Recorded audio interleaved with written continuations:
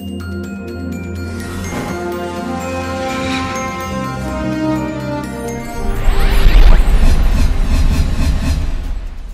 with a lot of FMCGs now, looking to gain the market share in India, because by virtue of being the fifth largest retail destination and by virtue of being the third largest economy in the world today, I think the opportunities are plenty. The room to grow is obviously evident, and most definitely, I would be of the opinion that whatever support the government can extend, we surely will extend. I guarantee you that.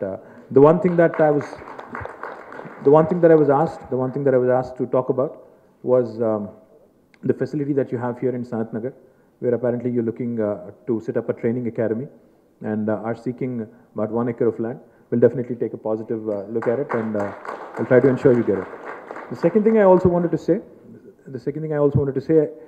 see, I was also told the challenge right now that the industry is facing is about recycling the used goods.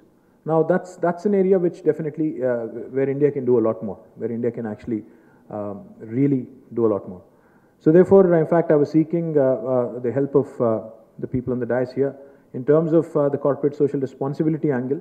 I think if we can work together, the government and you, if we can work together, we can definitely inculcate the culture of solid and liquid waste management, thereby giving an opportunity, not just ensuring that the environment is taken care of, but also in terms of creating a new opportunity, which can definitely improve the efficiency which is inherent to the entire packaging industry. That's something I would be very keen on, because as a minister in charge of rural development and sanitation as well, I'm very, very keen, because recently I was in Gujarat and I was taken to a couple of model villages in Gujarat, where we actually noticed something very, very interesting, where each and every household had two specific, bins, one for solid, one for liquid, and it was definitely taken care every single day. The collection used to happen every single day, and recycling was also happening very, very, very.